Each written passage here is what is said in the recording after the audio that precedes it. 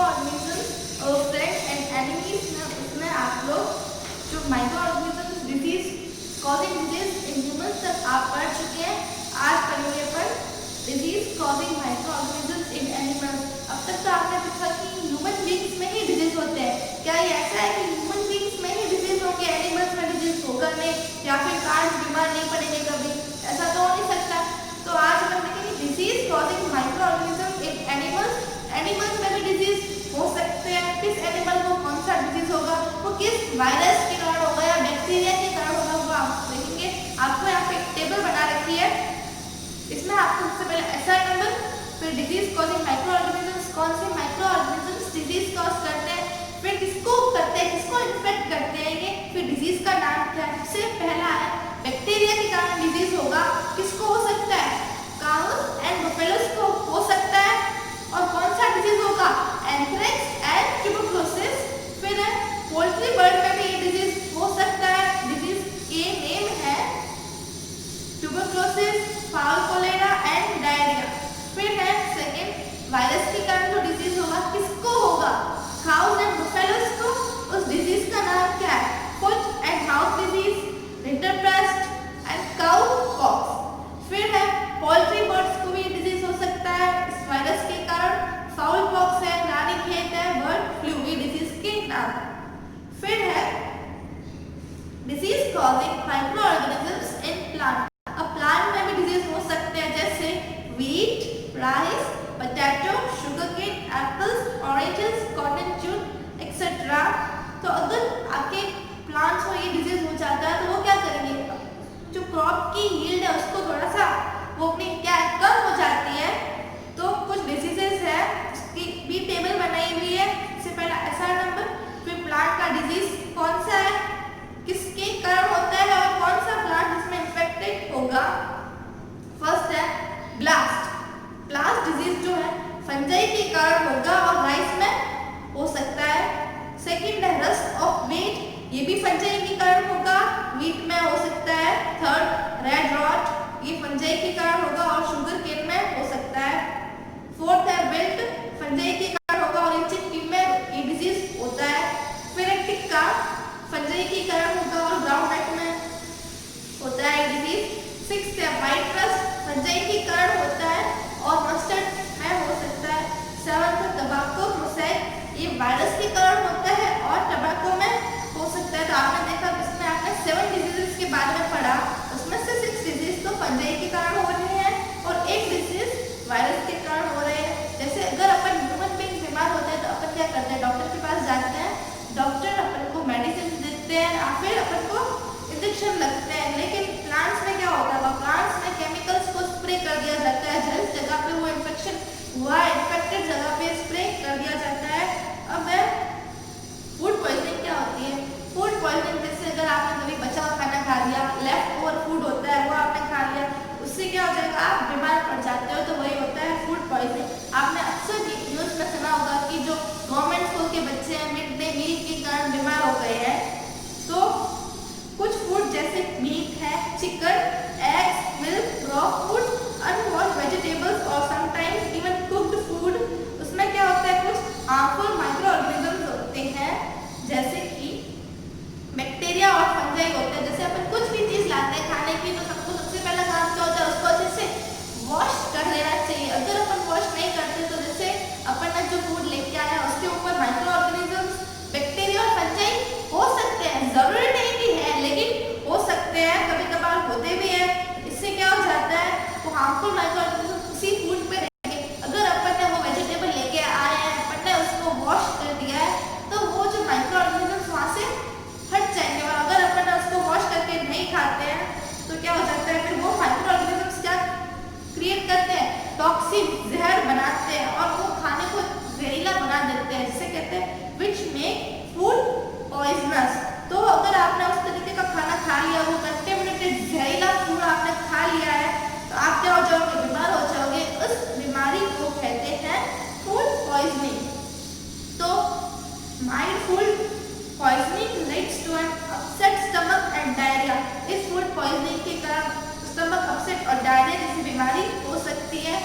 और several case of food poisoning, कभी कभार फूड पॉइजनिंग पॉइजनिंग में वॉमिटिंग भी हो जाती है या फिर डायरिया के साथ साथ वॉमिटिंग भी हो जाती है, जिससे आपकी बॉडी का जितना भी लॉस है, वाटर का लॉस हो जाता है। अब कौन से बैक्टीरिया, कौन से फंजाई है जो फूड पॉइजनिंग होती है? तो सबसे बैक्टीरिया के कारण जो फूड पॉइजनिंग होगी वो होगा सैल्मोनेला एंड क्लोस्ट्रीडियम। फंजाई के कारण जो फूड पॉइजनिंग होगा वो है एस्परजिलियस एंड पेनिसिलियम।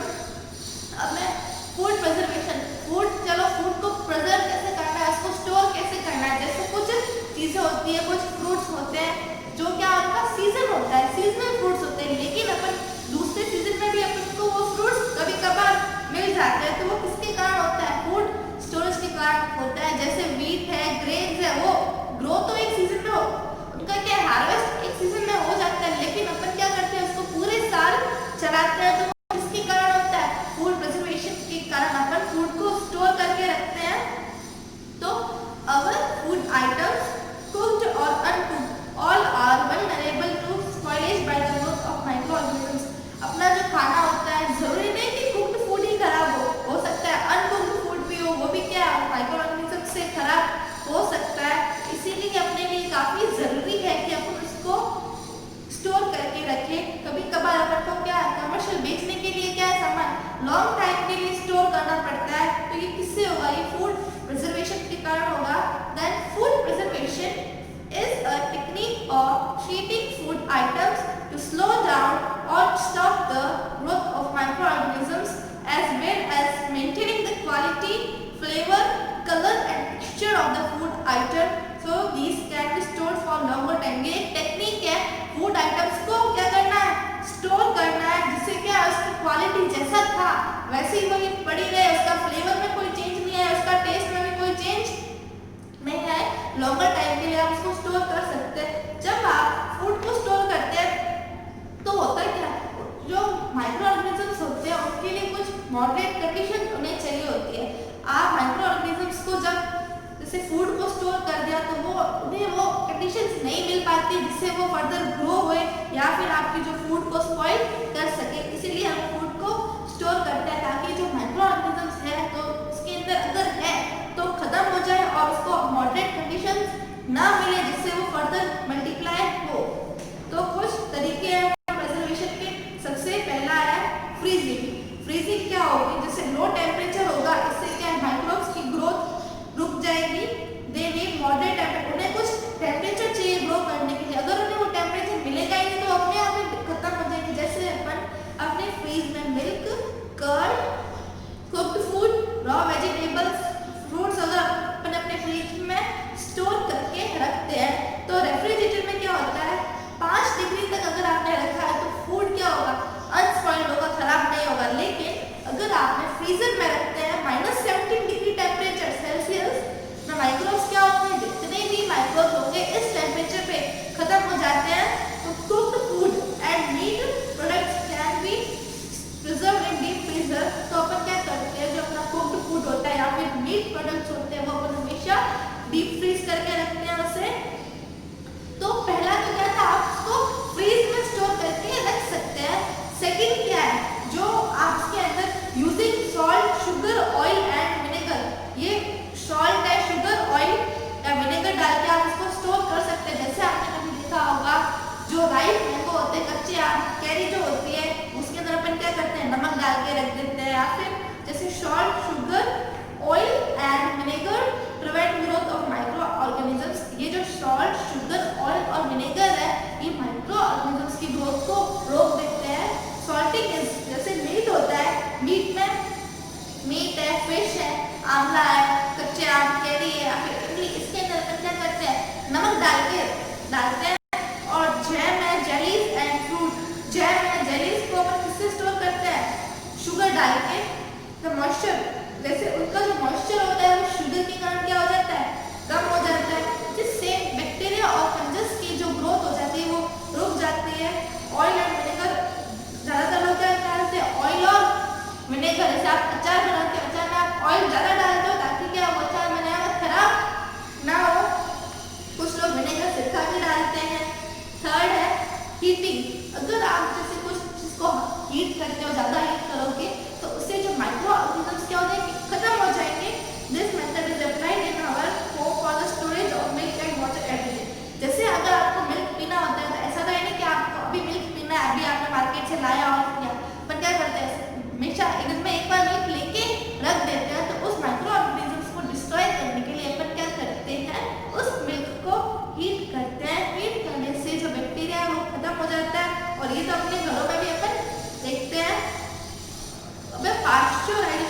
पास्चराइजेशन क्या होता है, मेथड होता है जिससे अपन मिल्क के जितने भी जो बैक्टीरिया या फंगस लगे हुए होते हैं वो डिस्ट्रॉय हो जाता है। मिल्क को गर्म करना ही पास्चराइजेशन होता है। आपने कभी सुना है जैसे अपन लेके आते हैं पास्चराइज्ड मिल्क, तो ये पास्चराइजेशन ही होता है। मिल्क को अगर आप हीट कर रहे हो 30 मिनट के लिए तो 65 डिग्री सेल्सियस टेम्परेचर होना चाहिए, और 15 मिनट्स के लिए अगर आप गर्म कर रहे हो तो टेम्परेचर होता है 72 डिग्री सेल्सियस। तेज पे करोगे तो 15 मिनट, धीमे पे सिम पे करोगे तो 30 मिनट्स। क्या करते हो, आप उसको मिल्क को पहले गर्म करते हो, फिर आप उसको 10 डिग्री टेम्परेचर तक मिल्क को ठंडा कर देते हैं। ये किस लिए करते हैं, ऐसा इसलिए करते हैं ताकि उसके अंदर जो बैक्टीरिया है वो खत्म हो जाए, और इस टेक्निक को पास्चराइजेशन बोलते हैं। ये मेथड का जो डिस्कवरी लुईस पास्चर ने की थी, तभी तो इस प्रोसेस का नाम ही पास्चराइजेशन रख दिया साइंटिस्ट के नेम पे। अब मैं क्या नहीं, जैसे आप कुछ मार्केट से आइटम्स लेके आते हो तो पैक्ड होते हैं, एयर टाइट होते हैं, कंटेनर्स में डाले हुए होते हैं, जैसे जैम है, cherry, vegetable, fish and even cooked food items भी मिलते हैं वो एयर टाइट कंटेनर में। इससे क्या होता है, माइक्रो ऑर्गेनिजम्स को एयर नहीं मिल पाती और वो ग्रो नहीं कर पाते हैं। फिर है सन ड्राइंग, इससे क्या होता है, जैसे उस जो फूड आइटम है उसको आप रख देते हैं तो ड्राइंग इन सन रिड्यूसेस मॉइस्चर, सन के अंदर अगर आप धूप में सुखोगे तो उसका जो मॉइस्चर है वो कम हो जाएगा। मॉइस्चर नहीं होगा तो माइक्रो ऑर्गेनिजम्स को पूरा डिकेड कंडीशंस नहीं मिल पाती है।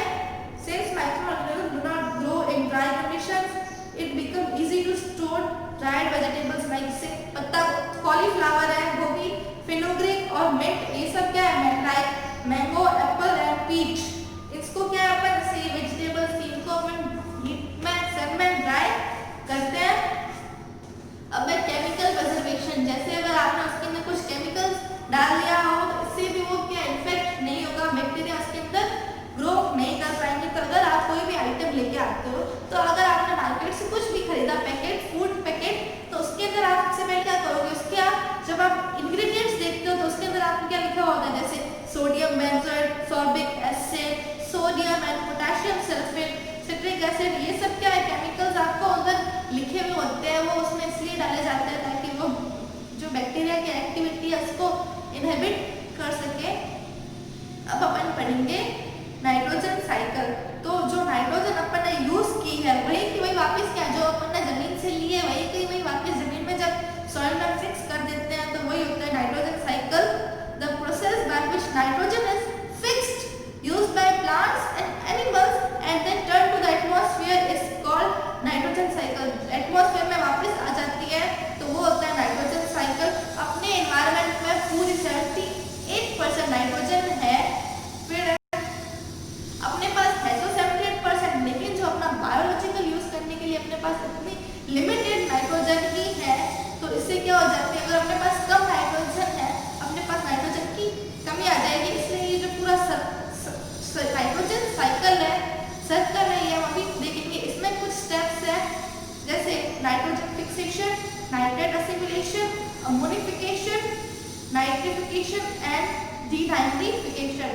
सबसे पहला अपन देखेंगे नाइट्रोजन फिक्सेशन क्या हो जाता है। सबसे पहला है नाइट्रोजन को नाइट्रेट्स में कन्वर्ट करना ही नाइट्रोजन फिक्सेशन है। फिर है नाइट्रेट असिमिलेशन क्या होता है, जो नाइट्रोजन को आपने नाइट्रेट में कन्वर्ट किया है तो वो जो प्लांट क्या करेंगे अपनी रूट में उस नाइट्रेट को एब्जॉर्ब कर लेंगे। एब्जॉर्ब करने के बाद वो प्लांट प्रोटीन में चेंज हो जाता है।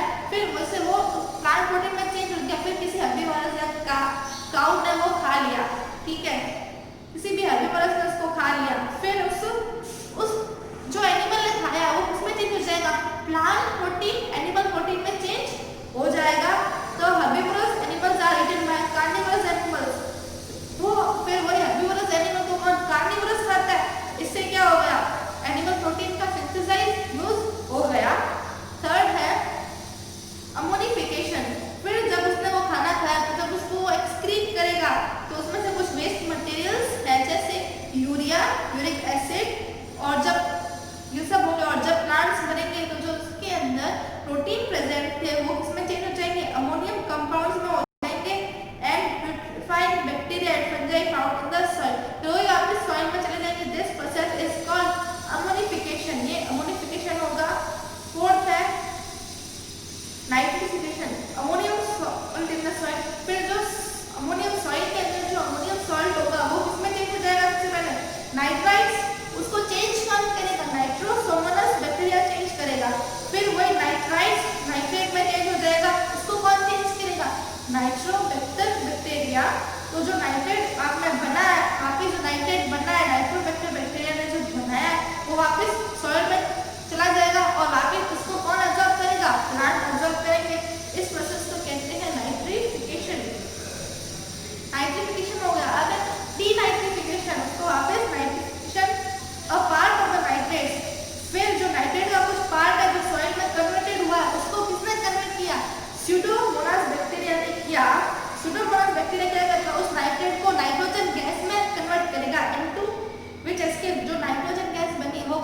जाएगी वापस एटमॉस्फेयर, मतलब जहाँ से मिली थी वहीं पे वापस the conversion of nitrate into free nitrogen, उस नाइट्रेट को फ्री नाइट्रोजन में कन्वर्ट करने के प्रोसेस को कहते हैं डीनाइट्रोफिकेशन। उसको करता कौन है?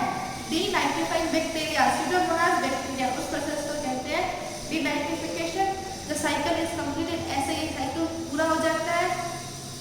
एज द जितनी नाइट्रोजन बनी है उतनी यूज हुई, इसमें दोनों नाइट्रोजन कहाँ रहती है? कांस्टेंट, रिएक्शन से पहले भी और रिएक्शन के बाद भी। तो ये आपका चैप्टर 1 पे खत्म होता है। आज अपन इसकी करेंगे एक्सरसाइज। सबसे पहला है टिक द करेक्ट ऑप्शन। तो typhoid fever is caused bye, typhoid fever किसके कारण होता है? बैक्टीरिया के कारण होता है। तो करेक्ट ऑप्शन है ए।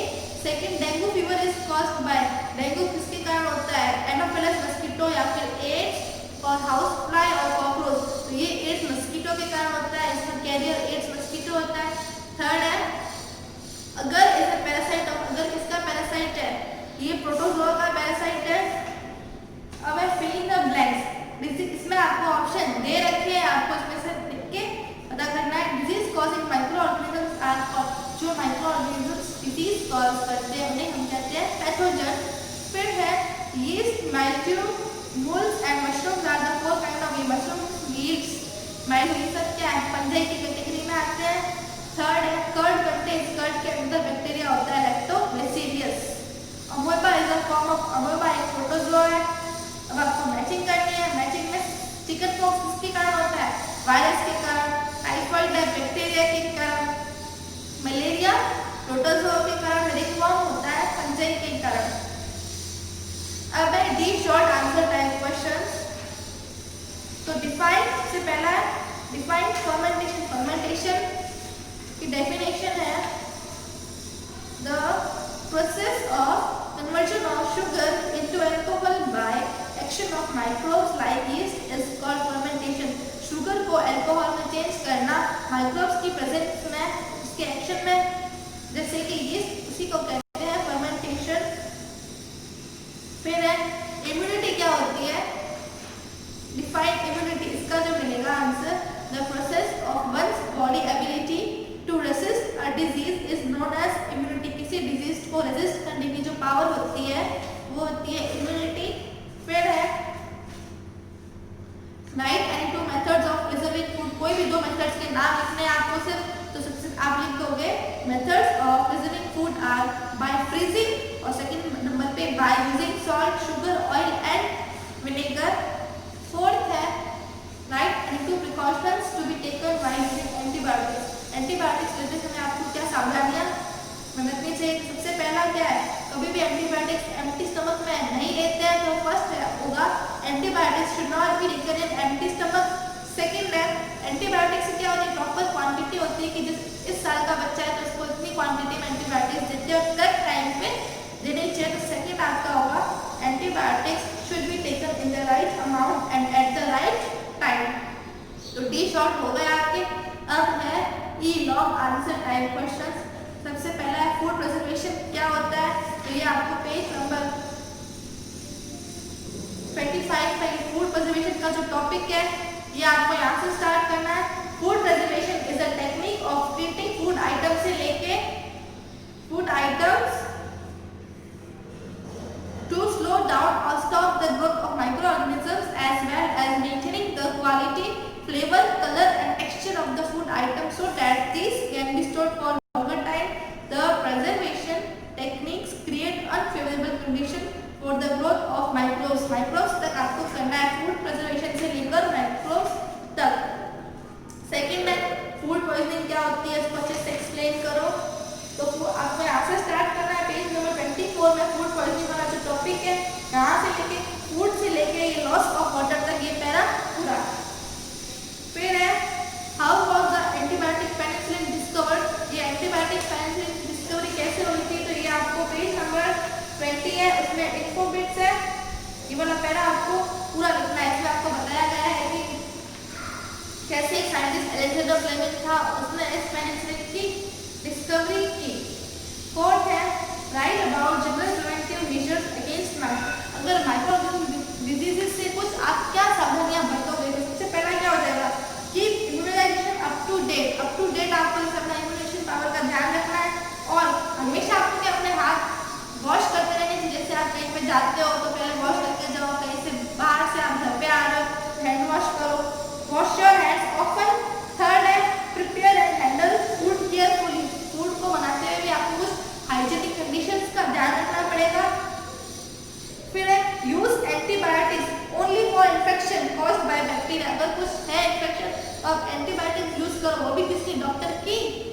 रिवाइज में। तो आपका ये जो एक खत्म होती है exercise, NCERT text book question answer, ये आपको खुद से करने हैं।